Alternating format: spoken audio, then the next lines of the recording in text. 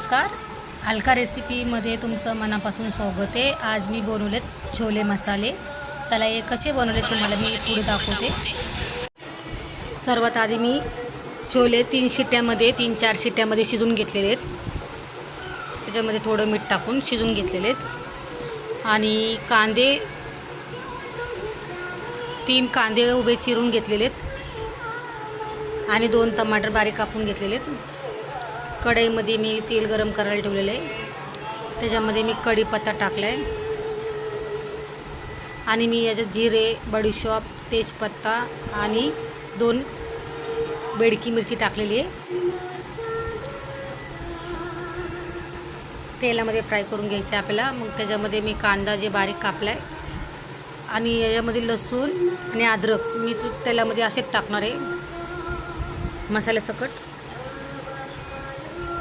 आणि ते बारीक कांदा चिरून घेतलेला तो टाकायचा त्याच्यामध्ये।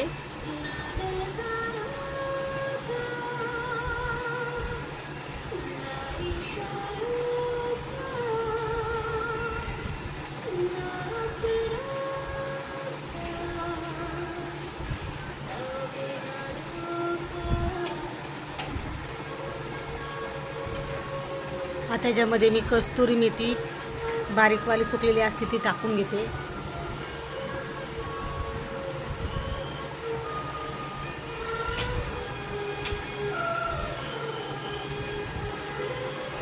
आता याच्यामध्ये मी टमाटर कापलेले ते बारीक कापून घेतलेले ते टाकते।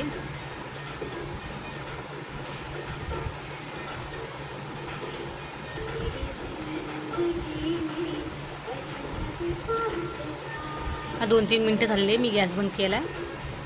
आता थंड झालं की मिक्सरमध्ये बारीक करून घ्यायचं आहे। मिक्सरमध्ये बारीक करून घेतले मी। त्याच्यामध्ये थोडं पाणी टाकून बारीक करून घेतलेले आहे। आता त्याच कढईमध्ये मी तेल टाकले अजून आणि त्याच्यामध्ये तो मिक्सरमधला मसाला बारीक केला आहे तो टाकून घेते। आता सगळं आपल्याला मिक्स करून घ्यायचे तेलामध्ये। तो मसाल्यामध्ये मसाल्यामधून तेल सुटत नाही तोवर आपल्याला त्याच्यामध्ये पाणी नाही टाकायचं। आता हे मसाला सगळा फ्राय करून घ्यायचा आहे, मस्तपैकी तळून घ्यायचं त्या तेलामध्ये।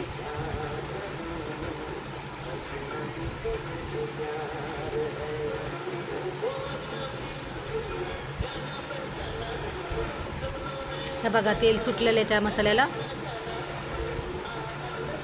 आता याच्यामध्ये मी सुके मसाले टाकते।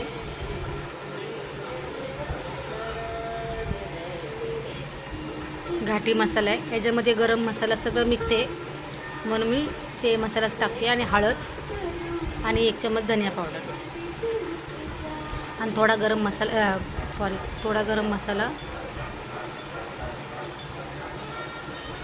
मसाला नाही तो ते छोले मसाला आहे तो टाकलेला आहे।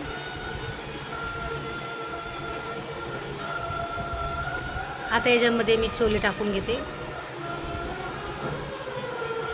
पहिले सुके छोले काढून त्या पाण्यातून ते टाकते, मग त्याच्या मसाल्यामध्ये मी सगळे मिक्स करून घेते आणि मग छोल्याचं पाणी आणि मिक्सरच्या भांड्यामध्ये थोडं पाणी टाकून मिक्स करून त्याच्यामध्ये पाणी टाकून घेते। तुम्हाला जर ग्रेव्ही घट करायची का पातळ करायची ते तुमच्यावर आहे। थोडी मी पातळ करणार आहे।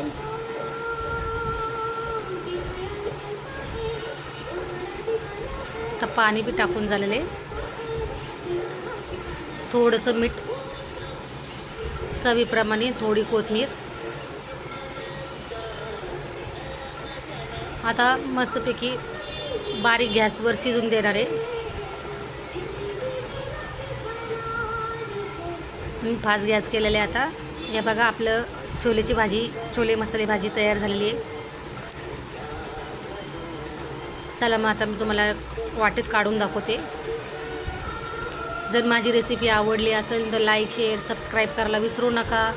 माझे व्हिडिओ पाहण्यासाठी मला सबस्क्राईब करा आणि व्हिडिओ बघितल्याबद्दल धन्यवाद। Thank you, bye.